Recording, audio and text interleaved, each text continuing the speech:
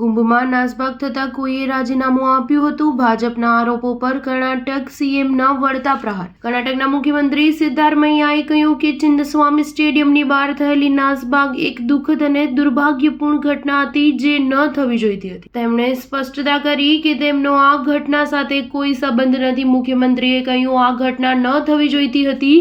તે ક્રિકેટ સ્ટેડિયમમાં બની હતી અને મારો તેની સાથે કોઈ લેવા દેવા નથી. આ નાસભાગ 4 જૂનના રોજ સાંજે બેંગલુરુના ચિન્નસ્વામી સ્ટેડિયમની બહાર થઈ હતી, જ્યાં રોયલ ચેલેન્જર્સ બેંગ્લોરની IPL જીતની ઉજવણી કરવા માટે મોટી સંખ્યામાં લોકો એકઠા થયા હતા.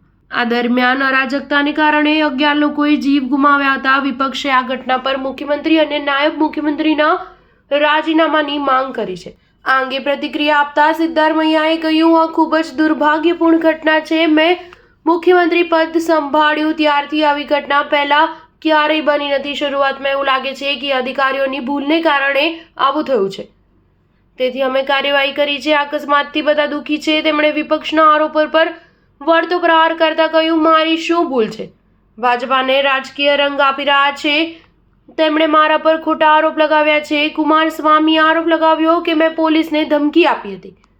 આ 100% જુઠ્ઠાણું છે. અચાનક તેઓ પોલીસના પ્રેમમાં પડી ગયા. અમે બેદરકારીના આરોપ લગાવનારાઓ સામે કડક કાર્યવાહી કરી છે.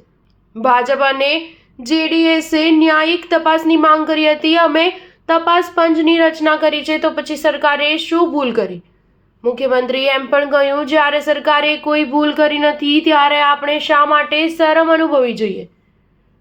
જો આ માપદંડ છે તો શું કુંભ મેળામાં નાસભાગ પછી કોઈએ રાજીનામું આપ્યું? એક નવો ફ્લાયઓવર તેના ઉદ્ઘાટન પહેલા જ તૂટી પડ્યો અને સેંકડો લોકો મૃત્યુ પામ્યા. શું વડાપ્રધાને રાજીનામું આપ્યું? શું કોઈએ પ્રશ્ન ઉઠાવ્યા? કુંભ મેળામાં 50 થી 60 લોકો મૃત્યુ પામ્યા. શું મંત્રીએ રાજીનામું આપવાનું કહેવામાં આવ્યું? શું ભાજપે કે કુમારસ્વામીએ ત્યારે માંગણી ઉઠાવી હતી? નથી ઉઠાવી. સ્ટાર ન્યૂઝ 7 હંમેશા સચ્ચાઈની સાથે.